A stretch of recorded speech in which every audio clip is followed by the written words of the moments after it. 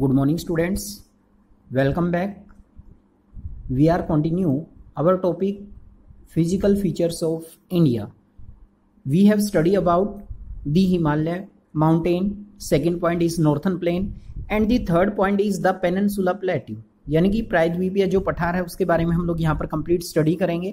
जो most important points हैं उनको आप लोग आउटलाइन करते रहेंगे साथ ही साथ. That is most important part of India, that is peninsula plateau. तो प्रायद्वीप पठार के बारे में हम लोग जानेंगे. देखिए इसमें the peninsula plateau is a table land compose of the old crystalline igneous and metamorphic rocks. कहते हैं कि जो पेनिनसुला प्लेट्यू है वो एक मेज की आकृति की तरह है जिसका निर्माण जो हमारी क्रिस्टलीय, इग्नियस और मेटामॉर्फिक चट्टानें हैं उनसे मिलकर हुआ है. It was form due to the breaking and drifting of the Gondwana land and thus making it a part of the oldest land mass. कहते हैं कि जो पेनिनसुला प्लेट्यू है किसका पार्ट माना जाता है? गोंडवाना लैंड का. गोंडवाना लैंड आप लोग जानते हैं सबसे पुराना पार्ट माना जाता है. तो गोंडवाना पार्ट का लैंड माना जाता है पेनिनसुला प्लेट्यू को, जो सबसे पुराना पार्ट माना गया इसमें. The plateau has broad and shallow valleys rounded hill. कहते हैं कि जो प्लेट्यू है इसके चारों तरफ मतलब गहरी जो वैली हैं वो हैं राउंडेड हिल और कुछ हिल्स भी हैं जिसने इसको राउंड किया हुआ है. This plateau consist of two broad division namely the central highland and the Deccan plateau. That is most important. कहते हैं कि पेनिनसुला प्लेट्यू को हम लोग दो पार्ट में डिवाइड कर लेते हैं. फर्स्ट क्या है? सेंट्रल हाईलैंड और दूसरा कौन सा? डेक्कन प्लेट्यू. तो हम लोग यहाँ पर जानेंगे सेंट्रल हाईलैंड के बारे में कंप्लीट और डेक्कन प्लेट्यू के बारे में. दो पार्ट में हम लोग इसको डिवाइड कर देते हैं पेनिनसुला प्लेट्यू के. The part of the peninsula plateau lying to the north of the Narmada river covering a major area of Malwa plateau is known as central highland. Most important. अब जाना हमने सेंट्रल हाईलैंड के बारे में. कौन सा पार्ट सेंट्रल हाईलैंड कहलाता है पेनिनसुला पार्ट के? The part of peninsula plateau lying to the north of Narmada river. यानी कि जो पार्ट पेनिनसुला प्लेट्यू का यानी कि जो पार्ट नर्मदा नदी के नॉर्थ में आता है. River covering a major area of Malwa plateau. कहते हैं कि ये जो नर्मदा नदी है वो काफी सारा जो मालवा प्लेट्यू का पार्ट है उसको कवर कर लेती है. Known as central highland. उसी को हम लोग सेंट्रल हाईलैंड के नाम से जानते हैं. The Vindhyan range is bounded by the central highland on the south. और साउथ में क्या है? जो विंध्यांचल रेंज है उसने इसको बाउंड किया हुआ है सेंट्रल हाईलैंड को साउथ में. And Aravalli on the north west. और नॉर्थ वेस्ट में क्या है? अरावली हिल्स हैं on the south and Aravalli Hill in the northwest. The further westward expansion gradually merges with the sandy and rocky desert of Rajasthan. कहते हैं कि पश्चिम में इसका ज्यादातर विस्तार, अगर हम बात करें जो रेतीले और जो पहाड़ी एरिया राजस्थान का वहां पर इसका विस्तार है ज्यादातर. अगर हम बात करते हैं वेस्ट में इसका जो फैलाव हो यानी कि राजस्थान के अधिकतर पार्ट में है. The flow of the river drain this region namely Chambal. अब बात आती है भाई जो सेंट्रल हाईलैंड है यहाँ पर रिवर कौन कौन सी फ्लो करती है? Most important that you have to be outline. Chambal, Sindh, Betwa, Ken from south west to north east. कहते हैं कि नदियां हैं कुछ चंबल है, जैसे सिंध है, बेतवा है, ये केन है, ये कुछ रिवर्स के नाम है. Is from south west to north east यानी कि साउथ वेस्ट से नॉर्थ ईस्ट की तरफ फ्लो करती हैं.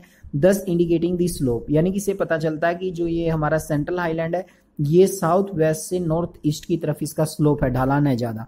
दी central highland are wider in the west but narrow in the east. कहते हैं कि सेंट्रल हाईलैंड ज्यादा चौड़ा है वेस्ट में लेकिन नैरो है ये कहां पर? ईस्ट में, ईस्ट डायरेक्शन में. यानी कि ये नैरो है लेकिन वाइड कहां पर है? वेस्ट डायरेक्शन में. The eastward direction eastward extension of the plateau are locally known as Bundelkhand. Most important है ये भी.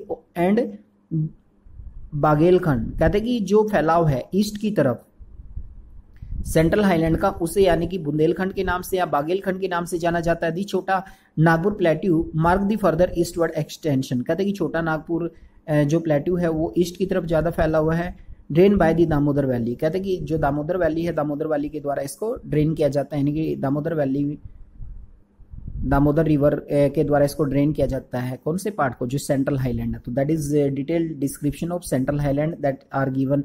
Main feature which river are flow and what is the extension, and you must have to be remember Bundelkhand and Bagelkhand. So we have to be remember the eastward extension of the plateau are locally known as. यानी कि local वहां पर यानी कि जो east की तरफ इसका फैलाव उसे बुंदेलखंड के नाम से या बागेलखंड के नाम से भी जाना जाता है.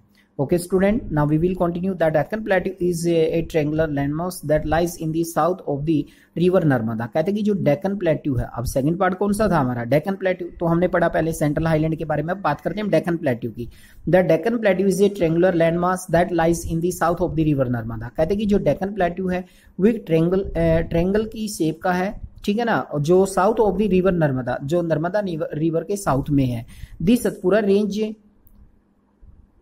flank it broad base of the north, while the Mahadev, the Kemur Hills are Meghalaya range from the eastern expansion. Locate these hills and range from the physical map of India. ये map work में भी आता है, कौन कौन सी हिल है इनके बारे में डिस्क्रिप्शन मैप वर्क में भी दिया जाता है. The Deccan Plateau is higher in the west and slope gently eastward. An extension of the plateau is also visible in the northwest, locally known as Meghalaya. कहते हैं कि जो डेक्कन प्लेट्यू है हायर इन दी वेस्ट, वो waste में ज्यादा ऊंचा है, एंड स्लोप जेंटली ईस्टवर्ड, और उसका जो ढलान है वो ईस्ट दिशा की तरफ है. An extension of the plateau is also visible in north east, locally known as Meghalaya. कहते हैं कि ये जो ढलान है प्लेट्यू का नॉर्थ ईस्ट में, उसको लोकली यानी कि मेघालय के नाम से जाना जाता है. कार्बी अगलंगा प्लेट्यू एंड नॉर्थ कचार हिल. कहते हैं कि इसके अलावा जो अगर हम बात करें कार्बी अगलोंग प्लेट्यू के नाम से इसको जाना जाता है. नॉर्थ कचार हिल्स हैं, नॉर्थ कचार हिल भी की तरफ भी इनका ज्यादा विस्तार है. It is separated by